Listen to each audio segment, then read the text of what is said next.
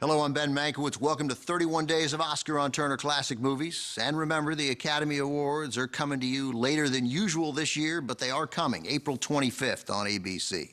This is day 2 of 31 Days. All month, we're presenting nothing but Oscar winners and nominees, and because we value an easily digestible filing system, we're bringing them to you in alphabetical order.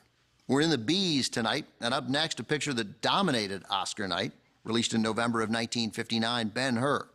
Nearly exactly 61 years ago, April 4th, 1960, at the Pantages Theater in Hollywood, then known as the RKO Pantages Theater, Ben-Hur went into the Academy Awards with 12 nominations. It won 11 Oscars that night, including Best Picture. Before Ben-Hur was a movie, it was a best-selling novel, Ben-Hur, A Tale of the Christ, published in 1880 and written by Lew Wallace, a former Union general in the Civil War. And before Ben-Hur was this spectacular picture, it was a silent film, released in 1925. At the time, the most expensive movie ever made. Ramon Navarro starred as the Jewish prince Judah Ben-Hur, who's betrayed by his boyhood best friend, now a bigoted, arrogant, and powerful Roman officer. The silent version was a huge commercial hit. 3 decades later, MGM looked enviously at Paramount's box office receipts for Cecil B. DeMille's film, The Ten Commandments. That was a 1956 remake of DeMille's 1923 silent film. MGM wisely thought they could replicate that success and chose to remake Ben-Hur, but it was not an easy decision. It was a gamble because in 1957, MGM was facing bankruptcy. The studio brought in William Wyler, who'd been an assistant director on the 1925 silent production, to direct the remake. After Burt Lancaster, Rock Hudson, and Paul Newman, among others, turned down the lead role, it went to Charlton Heston, who had played Moses in that DeMille remake of The Ten Commandments. Wyler's Ben-Hur was a legit epic, a $15 million budget in the late 50s, 3.5 hours long. It was a huge critical and commercial triumph.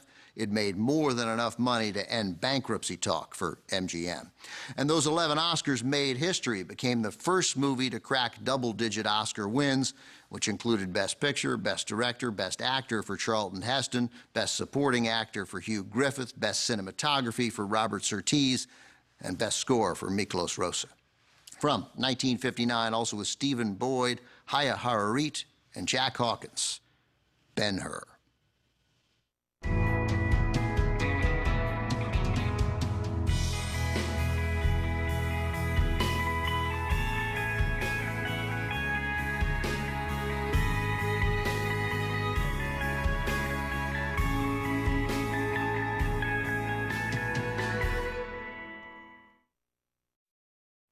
Ben-Hur was nominated for 12 Oscars and won 11 of them, a record for most wins that stood for 38 years until Titanic, directed by James Cameron, also won 11. And then 6 years later, Lord of the Rings, The Return of the King, directed by Peter Jackson in 2003, won 11 as well. So Ben-Hur's record has been tied, but it's never been broken. A box office behemoth, Ben-Hur made even more money in theatrical re-releases before its network TV premiere in 1971. Charlton Heston, who you just saw playing Judah Ben-Hur, didn't take to this grand epic airing on his, at best, 21-inch console color television with 4:3 aspect ratio.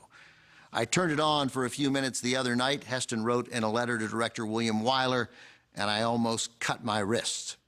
To make matters worse, no surprise, the network also edited out a few scenes to make room for commercials.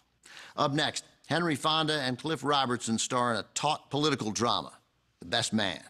Stick around.